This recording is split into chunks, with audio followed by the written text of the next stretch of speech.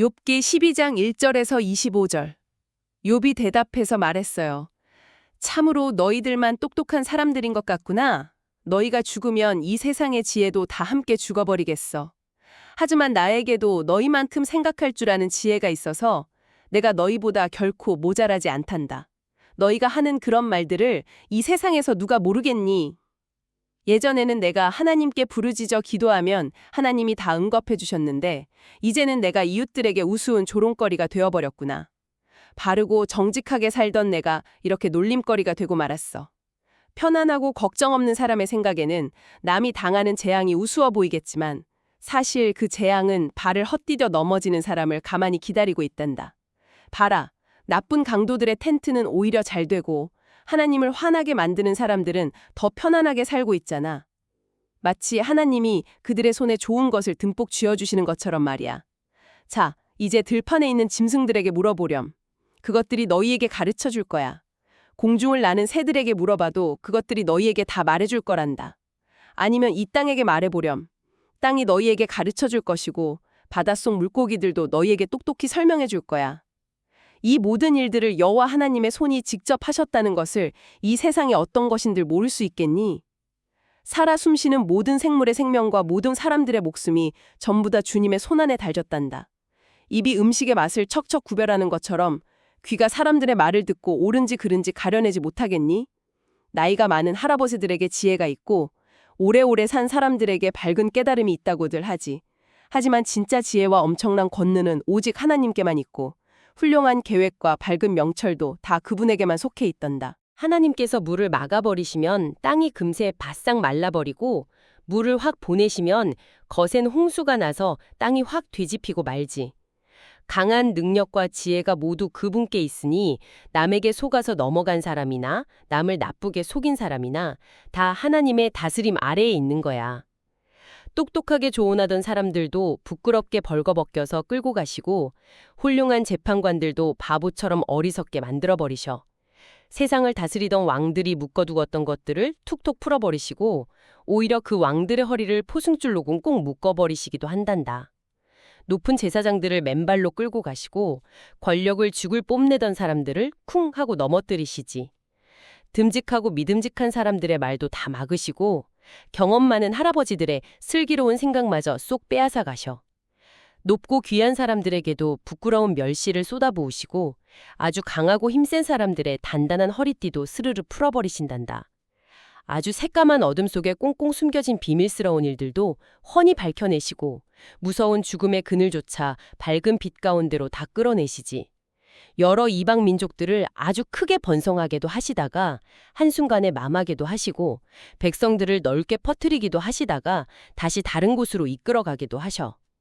이 세상 높은 지도자들의 똑똑한 머리를 다 빼앗으셔서 그들이 길이 없는 거친 들판에서 길을 잃고 뱅뱅 헤매게 만드시기도 한단다. 그들은 빛이 하나도 없는 캄캄한 어둠 속을 손으로 이리저리 더듬으며 걷게 되고 마치 술에 취한 사람처럼 비틀비틀 걷게 된단다. 방김들은 요 할아버지의 이야기를 조금 더 자세히 들여다볼까요? 네, 이야기에서 그 억울함이 막 고스란히 절해지지 않나요? 맞아요. 우리도 어릴 때 보면 착한 사람은 복을 받고 나쁜 사람은 벌을 받는다고 아주 쉽게 생각하잖아요. 그렇죠. 욥의 친구들도 딱 그런 아주 단순한 정답을 내렸거든요. 네가 벌을 받는 건 분명 숨겨둔 죄가 있어서라고요. 와, 요 할아버지 입장에서는 정말 기가 막혔겠네요. 자신은 바르게 살았는데 놀림거리가 되고 오히려 나쁜 강도들이 편안하게 사는 억울한 상황인데 말이죠. 네, 맞아요. 그래서 욥이 친구들을 막 꾸짖으면서 그런 짧은 생각으로는 세상을 다 이해할 수 없다고 한 겁니다. 아, 세상에는 우리 인간의 그 얄팍한 논리로 이해할 수 없는 일들이 너무 많으니까요. 정확해요. 그래서 진짜 지혜와 능력은 온 세상을 다스리시는 하나님 한 분에게만 있다고 강하게 선포한 거죠. 그렇다면 요 할아버지가 말한 그 진짜 지혜란 게 정확히 무엇일까요? 성경 원어인 히브리어로 이걸 호크마라고 부릅니다. 호크마요? 어감부터 뭔가 좀 심오한 느낌인데요? 네, 이게 단순히 막 IQ가 높거나 지식이 많은 걸 뜻하는 게 아니거든요. 아, 그런 똑똑함이 아니군요. 네네. 하나님의 깊은 뜻을 올바르게 깨닫는 참된 능력을 말하는 거예요. 와, 호크바라는 뜻이 정말 멋지네요. 우리가 아는 똑똑함이 작은 퍼즐 조각 하나라면 하나님의 호크마는 퍼즐 전체의 완성된 그림을 보시는 거군요. 아주 훌륭한 비유네요. 맞아요. 그리고 이 호크마다 바로 예수님이라는 사실이 정말 경이롭고 중요합니다. 아, 예수님이요? 약간 세상 사람들이 볼 때 십자가 사건은 좀 다르게 보이지 않았나요? 그렇죠. 세상 사람들은 예수님이 십자가에서 돌아가신 걸 막 실패나 어리석음이라고 비웃었잖아요. 네, 힘없이 돌아가셨으니까요. 하지만 사실 그 십자가야말로 우리를 살리시는 하나님의 가장 위대한 호크마였던 거예요. 세상의 지혜로는 절대 풀 수 없는 구원의 방법이었던 거네요. 맞습니다.